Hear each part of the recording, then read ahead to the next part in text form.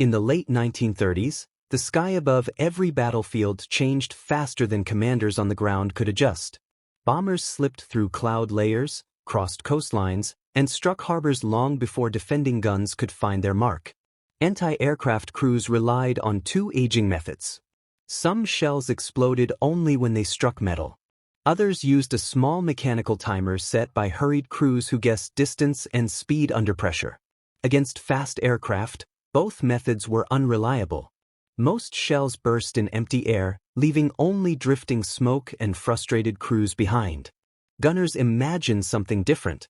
They wanted a shell that could sense when it was close enough to damage an aircraft and choose that exact instant to explode. The idea sounded straightforward, yet for decades it remained out of reach. Electronics were fragile and large. Vacuum tubes shattered under minor shocks, nowhere near the violent forces of a naval gun blast. No one knew how to build a compact device that could survive such conditions and measure distance in a split second during flight.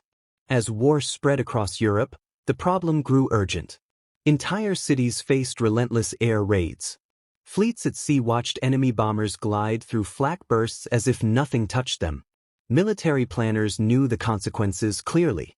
Without something better than contact and timed fuses, defending forces would waste enormous ammunition for each aircraft destroyed, while exposing gunners to constant danger and leaving civilians vulnerable beneath the bombing routes. The conflict was becoming not only a battle of armies but a race of scientific innovation and industrial strength. In Britain, a small team of researchers began exploring the concept of a radio-based fuse. Their idea was bold. A tiny transmitter inside the nose of a shell would emit a stable signal as the projectile flew. When the shell neared an aircraft, the reflected energy would shift that signal, triggering detonation at the optimal moment. It used principles similar to radar, but compressed into a volume the size of a fist and subjected to forces far beyond anything laboratory equipment normally endured. Progress was slow, materials limited, and the pressure of constant bombing never eased. By 1940, with invasion fears rising, Britain made a dramatic decision. A scientific mission sailed to the United States carrying several guarded technologies, including early work on a proximity fuse. The strategy was simple but daring. Britain shared its research in hopes that American industrial power and scientific manpower could turn fragile prototypes into reliable weapons. It was a gesture of trust shaped by necessity. In the United States, physicist Merle Tuve became central to the effort.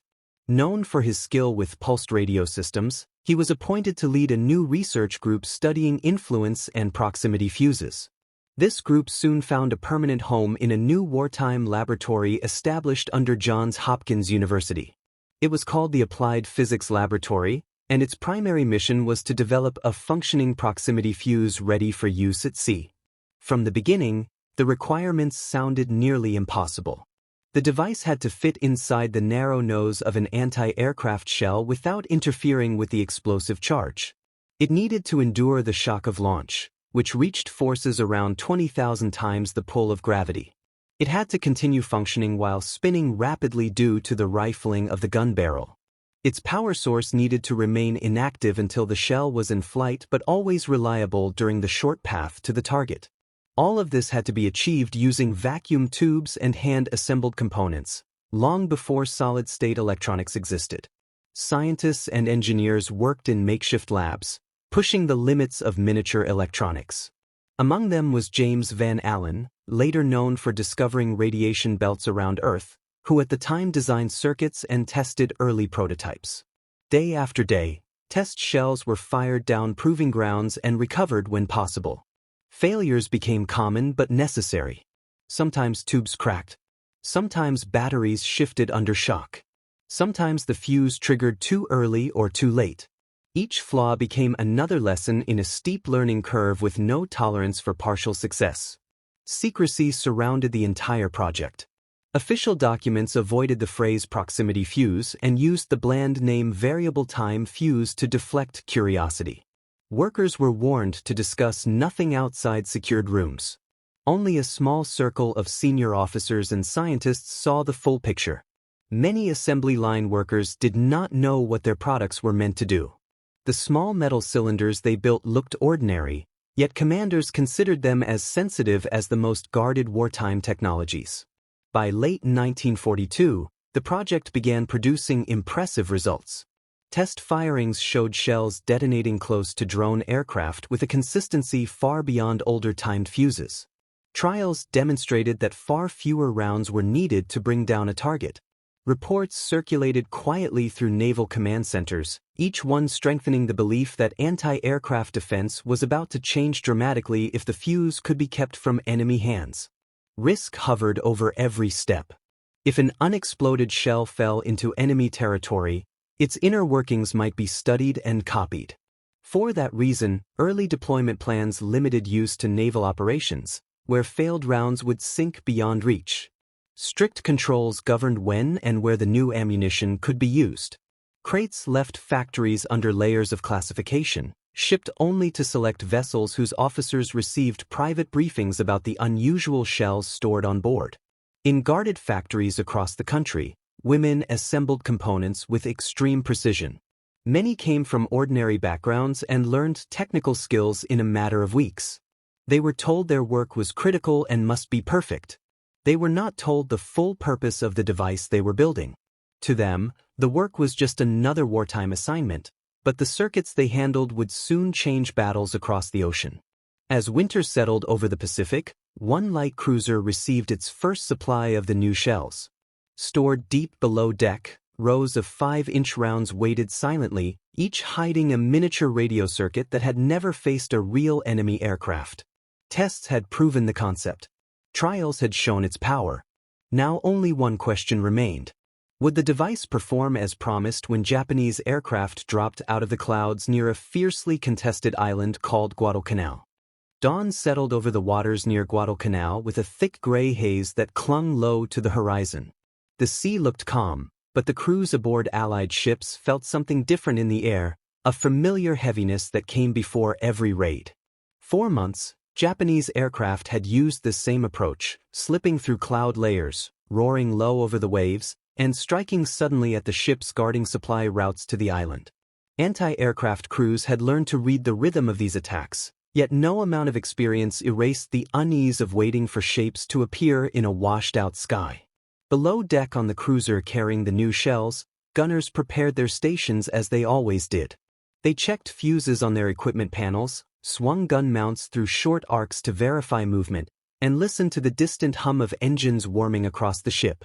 The magazines held rows of 5-inch ammunition, identical on the outside, though a few dozen rounds carried the new fuse hidden behind a thin metal nose. These particular shells were kept separate under orders that left no room for debate.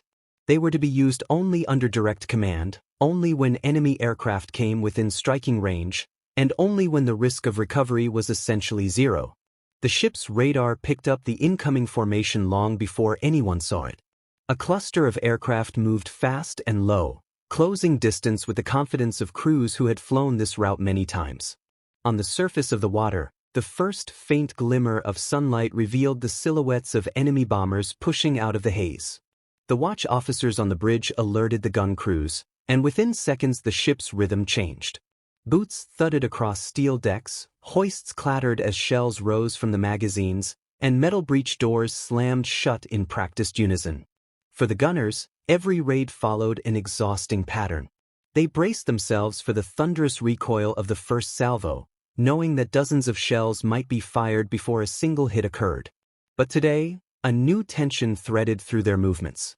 The order had been given to load the first proximity-fused rounds. No one on deck understood the details of the device hidden inside. They only knew that senior officers treated these rounds with unusual caution, and that scientists back home believed they could alter the course of air defense.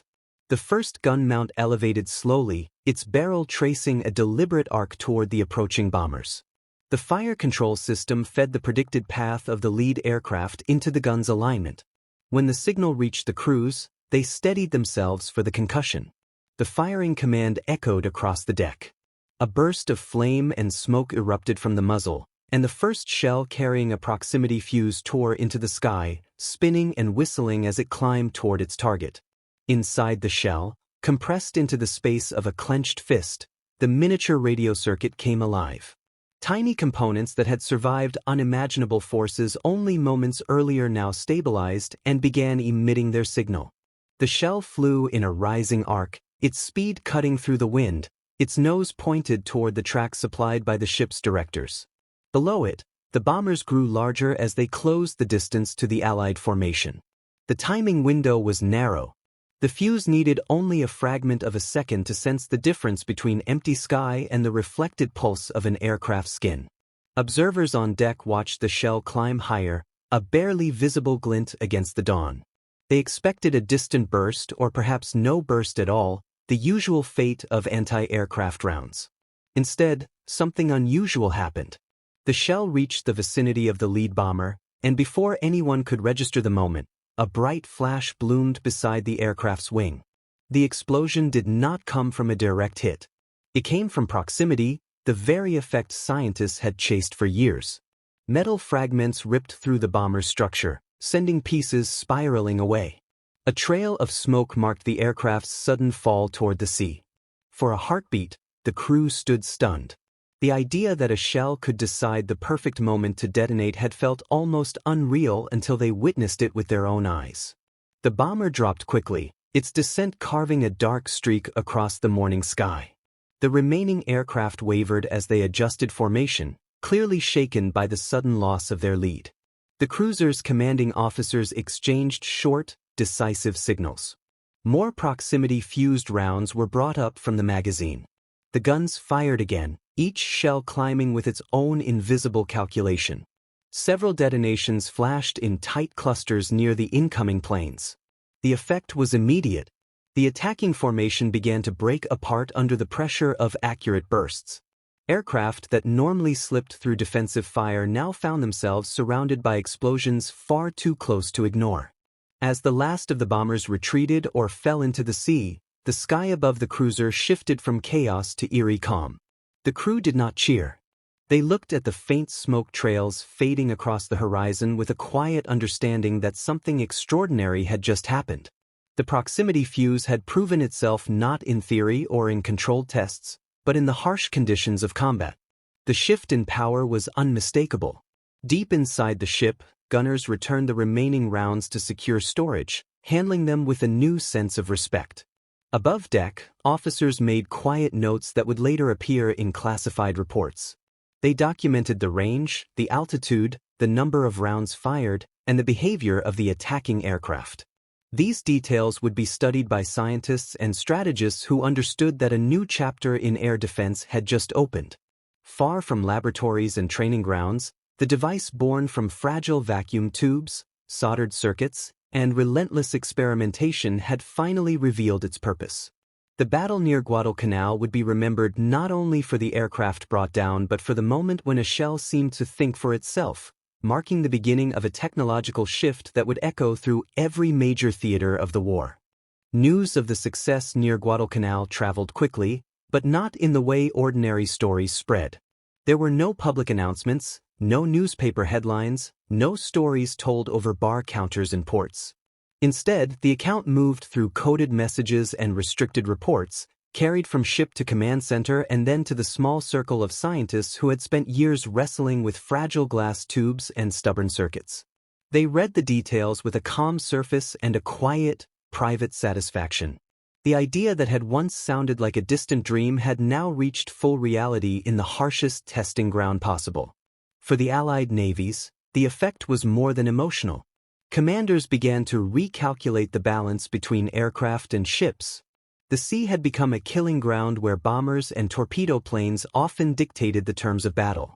Now, for the first time, ships had a tool that could push back with precision.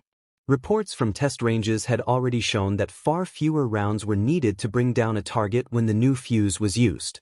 The combat near Guadalcanal confirmed that these numbers were not just laboratory optimism. They reflected what happened when real pilots flew real attack runs and found themselves surrounded by explosions bursting at exactly the wrong distance for their survival. Yet every success sharpened an uncomfortable dilemma. The more the proximity fuse proved itself, the more tempting it became to deploy it everywhere. Carriers and cruisers all over the Pacific wanted access to this new weapon. At the same time, the danger of a single dud falling into enemy hands never went away.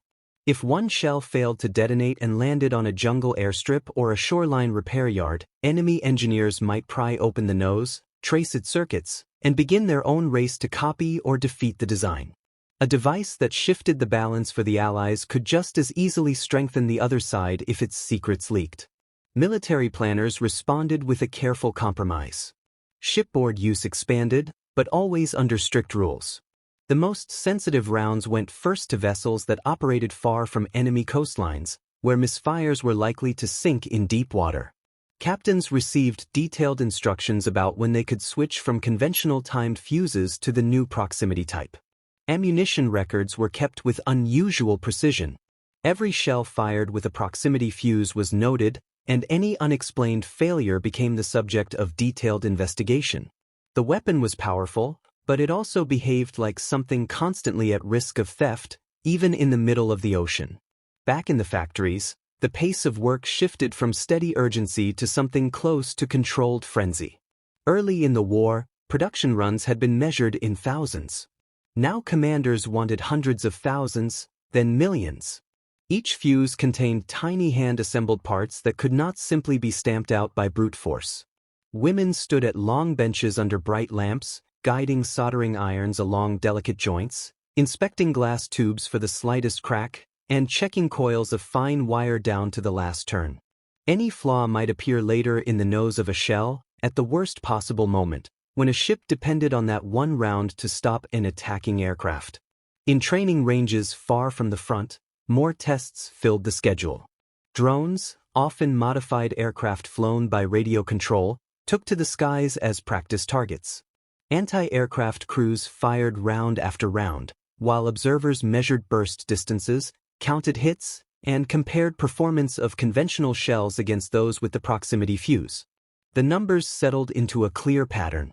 With the new fuse, shells that would have previously burst harmlessly in empty air now detonated close enough to spray targets with lethal fragments. Crews gained confidence each time a drone broke apart in the sky from a burst that did not depend on blind luck. Inside the Applied Physics Laboratory, the victory near Guadalcanal did not slow the pressure. Engineers knew that the battlefield would never remain still. Japanese pilots adapted, testing new approach angles and altitudes. Weather and climate in different regions of the Pacific placed fresh demands on materials. Salt spray, humidity, and tropical heat ate away at poorly protected components. Each new theater of operation exposed the fuse to conditions that had not been fully anticipated. The team responded by improving seals, adjusting circuits, and revising manufacturing steps so that a device built in winter on the American East Coast would still perform reliably months later in the steaming air of a mid-ocean battle. Other branches of the military watched these developments with increasing interest. Naval guns were only one part of the Allied anti-aircraft network. On land, defending forces faced waves of bombers and dive aircraft over islands, ports, and eventually European cities and battlefields.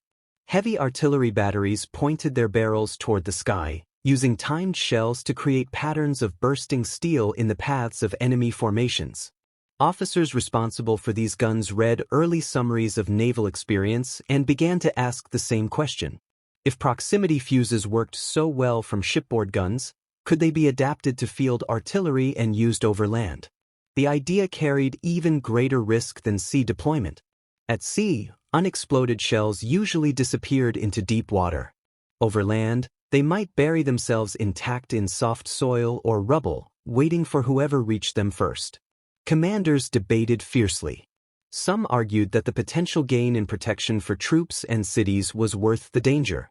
Others insisted that the secret must be kept at all costs until the war reached a point where the enemy could no longer exploit a captured device. The discussion moved between laboratories, headquarters, and planning rooms, always framed by the same tension between urgent need and absolute secrecy.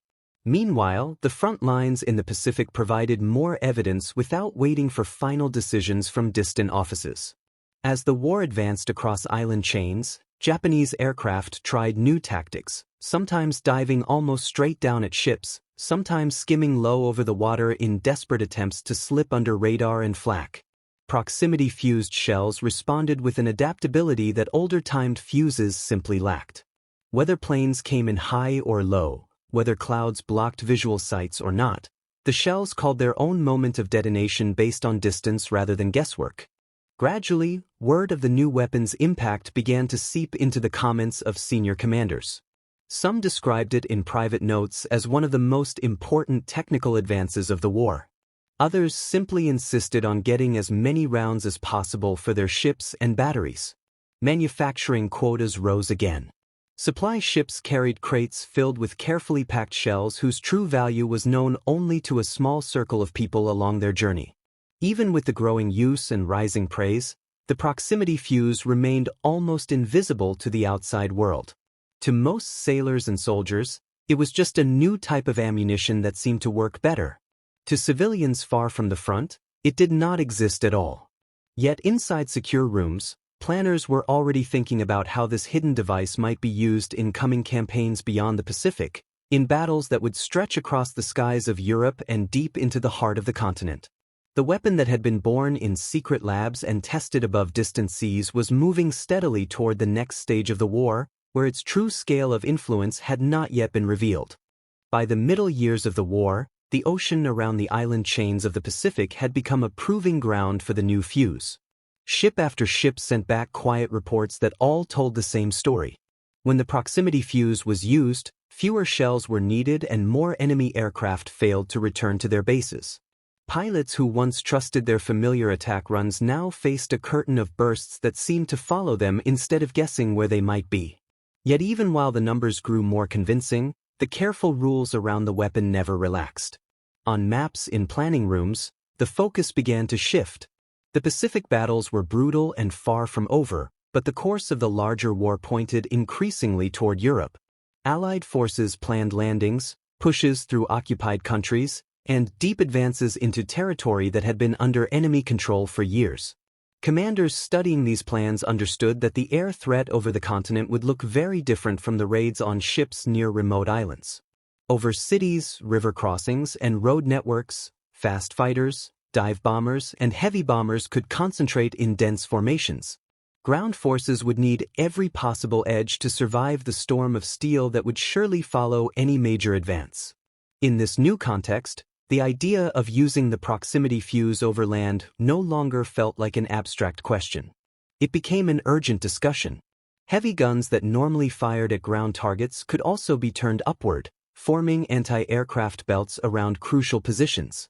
If those guns could use shells that detonated automatically near aircraft instead of relying on timed fuses, entire formations might be scattered or broken before they reached bombing lines. At the same time, the nightmare remained the same. An unexploded round on a muddy field or half buried in rubble could become a gift to enemy engineers if they arrived before Allied recovery teams. Committees weighed the risk over long tables covered in charts and casualty estimates. They compared the likely losses from continued bombings against the possibility that the fuse might eventually be copied. As the war reached a stage where Allied industry and research moved faster than their opponents, the balance of fear started to tilt. Some planners argued that even if the enemy eventually learned the principle, they no longer had the time, resources, or industrial capacity to match the scale and refinement of the Allied version before the war's end. Protection for frontline troops and key cities began to outweigh the danger of a future imitation. While these debates unfolded, the weapon itself continued to evolve. Engineers at the Applied Physics Laboratory and partner facilities received feedback not just from ships, but from early trials with land-based guns in remote testing grounds. The environment over soil and forest looked different to the fuse than the open water of the Pacific.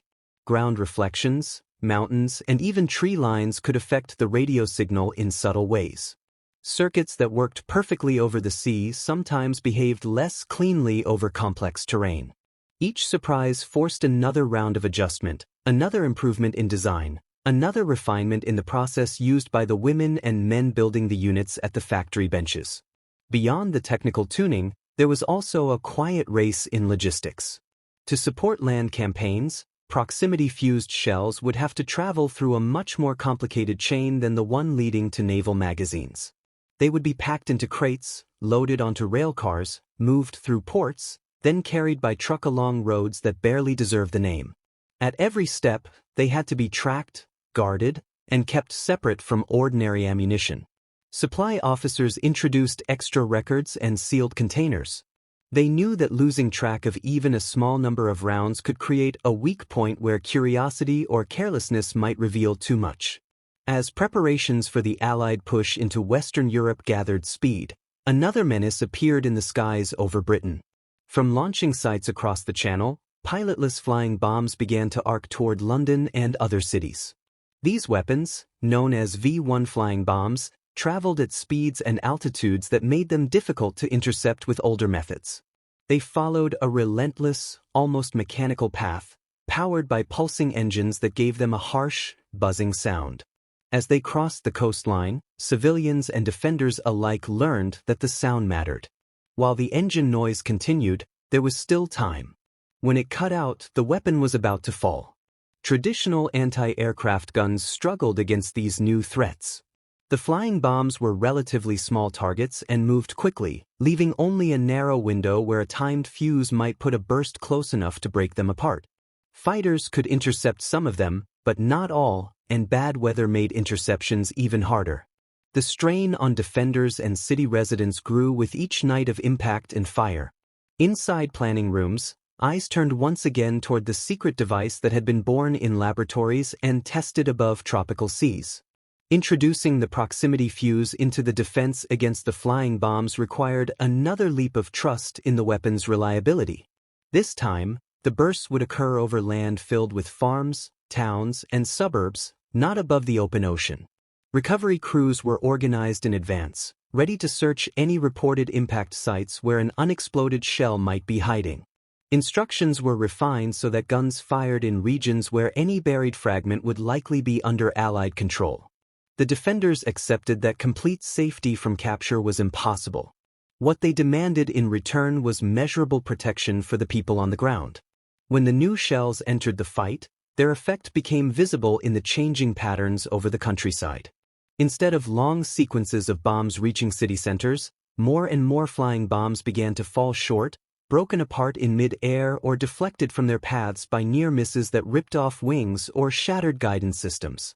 Gun crews, who had spent months watching too many targets slip through their best efforts, now saw the sky dotted with bursts that clearly mattered. Each interception still required skill and coordination, but the invisible electronics in the fuse shifted the odds dramatically. For the civilians in threatened regions, the change showed up in statistics rather than in technical detail. Fewer weapons reached their final targets. Casualty reports, though still painful, described lower numbers than earlier projections had predicted. To most of the people sheltering during night alerts, the reason was unknown. They heard the guns, saw the flashes, and hoped they would not be in the path of anything that slipped through. Behind those bursts, anonymous fuse builders and unnamed engineers shaped outcomes without ever stepping onto the streets they helped save. Meanwhile, in the heart of the European continent, another kind of storm was gathering. Allied armies pushed slowly but steadily eastward, crossing rivers, climbing through mountain passes, and grinding forward across plains where entrenched defenders fought for every kilometer. The closer the front lines moved to the enemy's industrial zones and critical rail hubs, the more intense the air attacks became. Fighters and bombers sought to knock out bridges, junctions, and convoys that were vital for continued resistance. On the ground, artillery units began to receive limited supplies of shells fitted with the proximity fuse, marked for anti-aircraft use when defending essential points along the advance. The field tests that followed were never simple. Artillery crews had been trained primarily to fire at ground targets. Pointing their guns skyward and tracking fast-moving aircraft pushed them into a new role. Training officers drilled them in the different procedures and safety steps required when working with proximity-fused rounds. They learned how to adjust for altitude, how to distribute bursts through the path of an incoming formation, and how to manage the risk of unexploded fragments falling back over friendly positions. Each battery that mastered the technique added another layer to the expanding web of protection across the front. In the midst of this growing network, one fact became increasingly clear to officers reading after-action reports. Wherever the proximity fuse appeared in sufficient numbers, it reshaped the air above the battlefield. Enemy pilots reported heavier losses and greater difficulty pressing home their attacks. Some began their bombing runs from higher altitudes to stay farther from the bursts, which in turn reduced their accuracy. Others tried low approaches, only to discover that near ground level, the fragmented blast from proximity shells could be even more dangerous. Yet the weapon still had not been unleashed at its full potential. Stocks remained limited, and commanders always kept one eye on the risk of capture. Many batteries used the new fuse only during critical moments, saving it for times when a bridge, a fuel dump, or a crowded road junction faced overwhelming attack. The sense that something even larger was coming hung at the edges of these reports, an awareness that the most intense test of the proximity fuse on land had not yet arrived. As autumn turned to a bitter European winter, the fronts on the map seemed to settle into a slow grind. Allied forces held wide stretches of ground. Supply lines flowed, though never easily. Many planners believed they could now prepare for a steady push toward final victory. Deep inside enemy headquarters, however, a different plan was forming, one last major offensive meant to break the advancing armies, split their lines, and throw their careful timetables into chaos. In the forests and hills of a region that would soon become infamous, the stage quietly formed for the moment when the proximity fuse would prove that it could shape not just battles in the sky, but the fate of an entire ground campaign. The first real test of the proximity fuse over land did not come in a neat, planned operation. It came in a frozen forest where almost everything seemed to go wrong at once. In December of 1944, as many Allied leaders believed the war in Europe had entered its final grinding phase, German forces launched a massive surprise offensive through the Ardennes region. Snow covered the hills and dense stands of pine. Villages sat low in valleys, half buried in frost and mist. For the soldiers holding the line, it felt like a hard winter position with the promise of slow but steady progress once spring arrived. Instead, columns of enemy armor and infantry began pushing west, trying to split the Allied front wide open. The weather favored the attackers. Low clouds and heavy overcast grounded most Allied aircraft, removing one of the biggest advantages that had supported the advance across France. Without regular patrols and bombing runs overhead, the responsibility for stopping the offensive shifted downward to the units on the ground. Among them were American and Allied artillery batteries scattered along critical ridges, crossroads, and river lines. Their guns were heavy, powerful, and well-drilled, but for most of the war they had fired shells that relied on contact or timed fuses. Against infantry in open ground, timed fuses could be adjusted for air bursts. In forests and broken terrain, those adjustments became guesswork. In the weeks before the offensive, a quiet change had begun to ripple through some of these units. Crates marked with special codes arrived at selected depots. Inside were shells fitted with proximity fuses adapted for field artillery. The design had been adjusted from the naval version, tuned to behave properly over land, with circuits that could cope with reflections from tree canopies, hillsides, and rough terrain. The decision to allow their use on land had not come easily. It followed months of argument and careful analysis. In the end, planners accepted the risk of capture in exchange for the chance to protect frontline troops during the final, difficult stages of the war. When the German offensive opened, the new shells were still limited in number. They sat in ammunition dumps and truck beds, intended for specific emergencies rather than routine fire missions. That emergency arrived quickly. Infantry units holding exposed positions reported heavy attacks. Road junctions that mattered for the entire Allied supply network came under direct threat. In some sectors, German troops advanced in dense formations along forest roads, supported by tanks edging between trees and farmhouses. In others, they tried to infiltrate through the woods, using the cover of trunks and undergrowth to shield their movements. Field commanders realized that traditional timed fuses would not be enough to blunt such a concentrated push, especially in the close, snow-filled forests of the Ardennes. Orders filtered down authorizing the use of proximity-fused shells. Gun crews opened sealed containers and handled the unfamiliar rounds with the same caution sailors had shown at sea months earlier.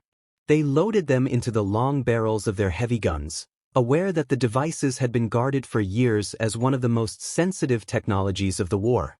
Now, under heavy attack in a bitter winter, secrecy had to serve survival rather than the other way around. The effect of the first salvos did not appear as a single dramatic moment. It unfolded in scattered reports from ridges and crossroads. When batteries fired proximity-fused shells into forested areas ahead of advancing troops, the rounds did not bury themselves harmlessly in snow or explode too high above the treetops. Instead, they detonated just above the canopy or in the upper spaces among the branches, producing air bursts that showered metal fragments downward through the trees. For infantry caught in those zones, the forest that had once promised cover turned suddenly into a trap, amplifying the blast and directing shrapnel into places where older fuses might have left pockets of relative safety. Around key positions, such as important road junctions and towns that anchored the defensive line, artillery units began to use proximity fuses in carefully planned patterns. Fire direction centers plotted defensive belts of air bursts designed to break up massed infantry and disrupt tanks as they tried to move through narrow roads and clearings. When German units assembled for an attack, the shells arrived above them in timed waves, each burst triggered not by a guess at altitude but by the actual distance to the ground and the objects beneath. The ground shook with repeated concussions, and lines that might have been overwhelmed by sheer weight of numbers instead held firm. The reports that followed were blunt and often understated. Officers noted that the new fuses made their artillery more effective than any combination of settings they had previously used. They described scenes where advancing troops were scattered or forced to retreat after sustained air bursts tore through the tops of the trees and exploded just at the height where foxholes and shallow shelters offered little protection. In one sector after another, German attacks that had counted on speed and surprise found themselves delayed, broken into smaller groups, or forced to detour under increasing pressure. Time, which had been the enemy in the first days of the offensive, began to shift slowly back toward the defenders. Behind the gun lines, ammunition officers tried to stretch their stocks of proximity-fused shells as far as possible. They could not simply replace every conventional round with the new type. Instead, they reserved them for moments when intelligence reports warned of major attacks or when a critical position was under direct threat. Instructions still emphasized the danger of unexploded shells falling into enemy hands, but the overwhelming necessity of stopping the offensive took priority. Where the front was most endangered, generals accepted the risk. The shells were fired wherever they could do the most damage to concentrated forces trying to punch holes in the line. As the battle raged through snowstorms and icy winds, the combined effect of many separate artillery actions began to show. The German plan depended on pushing fast through weak points and then spreading out into open country beyond the initial front. Proximity-fused barrages helped to slow that movement. They forced attacking units to halt, reorganize, or seek cover at moments when speed mattered most to the offensive. Every delay gave Allied reserves more time to move into position. Armored divisions maneuvered toward threatened sectors. Fresh infantry arrived to reinforce villages and ridges that might otherwise have been overrun. When the weather finally began to clear, Allied aircraft returned to the sky and added their weight to the defense. Bombers and fighter bombers targeted road columns, fuel depots, and assembly areas, turning the German advance into a struggle not just against opposing troops but against collapsing supply lines. On the ground, the artillery units that had fired proximity-fused shells from the beginning of the offensive continued their work, now supporting counterattacks and helping to drive the enemy back toward their starting positions. The battle that had begun as a sudden, alarming bulge in the front gradually flattened out under the combined pressure of ground fire and air power. In the aftermath, analysts sifted through records from the Ardennes. They counted lost vehicles, measured ground gained and lost, and studied the factors that had prevented the offensive from achieving its full objectives. Among the many elements they identified, from stubborn infantry resistance to timely armored counterattacks, one technical contribution stood out. The proximity fuse had transformed field artillery from a blunt instrument into a far more precise tool for breaking up massed attacks in difficult terrain. It had turned forests and snow-covered fields into lethal zones for troops who had once trusted those same landscapes to shield them. The battle in the Ardennes marked a turning point not only on the map but in the minds of commanders who had been cautious about bringing one of their most secret devices into the land war. After seeing its effect in the worst winter campaign of the European front, few doubted that the fuse had more than justified the risk. Quietly, without fanfare, it had helped to stop a major offensive that might have extended the war and cost many more lives. Its success in that frozen forest would echo through planning rooms and memoirs long after the snow melted from the fields where those shells had burst. As the winter battle in the Ardennes faded from the front pages and the lines on the map slowly straightened again, the proximity fuse continued its quiet journey with the armies. It moved in crates on trucks that slipped along muddy roads behind the front. It sat in carefully guarded depots, stacked in rows and recorded under dry labels that revealed almost nothing about its true nature. To most people reading those labels, the shells were just another type of special ammunition among many. Only a limited circle of officers and technical advisors understood that inside each nose sat a device that had already helped decide the shape of a major campaign. In field headquarters, after-action meetings took on a different tone. Artillery commanders who had used the new fuse in the Ardennes described how it changed the behavior of enemy troops. They talked about units caught in forest clearings that had once seemed relatively safe from air bursts, only to find that height and cover no longer offered the same protection. They mentioned columns that tried night movements through wooded roads and were broken apart by carefully planned patterns of shells that burst just above their heads. The language in these reports was measured, but between the lines ran a simple message. This one device had multiplied the power of their guns. Higher up the chain, senior generals took note. Some of them had seen the impact of the proximity fuse at sea or in the defense of cities against flying bombs. Others encountered it for the first time in the snow-covered hills of the Ardennes, where their forward units sent back urgent requests for more of the special shells. For officers who had carried responsibility through multiple campaigns, the contrast with earlier battles was stark. In previous offensives, artillery had often relied on weight of fire alone, pouring thousands of rounds into key sectors just to be sure that enough fragments reached their targets. Now, bursts that chose their own moment based on distance rather than guesswork allowed fewer shells to do the work of many. Among those who grasped this clearly was George Patton, whose armored forces played a key role in the relief of besieged troops during the Ardennes campaign. Patton had always valued speed and aggressive action, but he also understood the importance of artillery in shaping the battlefield ahead of his tanks. When he saw how proximity-fused shells tore into enemy formations, he did not describe them in technical terms. He called them, in his rough style, one of the most devastating weapons he had ever seen. For him, the judgment was not about circuitry or radio waves. It was about the hard numbers of attacks stopped, bridges held, and lives saved on the ground. Behind these battlefield impressions stood pages of statistics that never made it into dramatic headlines. Analysts compared the number of rounds fired before and after proximity fuses were introduced in different roles. They looked at how many shells had to be expended to bring down a single aircraft when using contact or timed fuses, and how sharply that number dropped when proximity fuses were used instead. They examined infantry casualties from air attacks in sectors covered by conventional artillery and compared them with sectors where proximity air bursts protected river crossings, depots, and assembly areas. The pattern repeated itself so often that it no longer looked like a stroke of luck. It looked like a fundamental shift in efficiency. All the while, secrecy remained wrapped tightly around the whole subject. Official documents still used the term variable time fuse, a phrase chosen early in the program to deflect attention from the real principle involved. Reports that mentioned its existence were classified at levels normally reserved for the most sensitive wartime projects. The comparison to the atomic bomb was not casual. Both technologies had the potential to reshape battlefields in ways that the enemy could not easily counter if they remained ignorant of the details. Both depended on a combination of advanced theory, delicate materials, and industrial-scale production that few nations could match under the pressure of total war.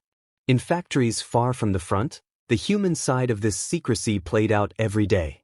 Women who had started at the benches with minimal technical knowledge now moved their hands with swift confidence over tiny assemblies.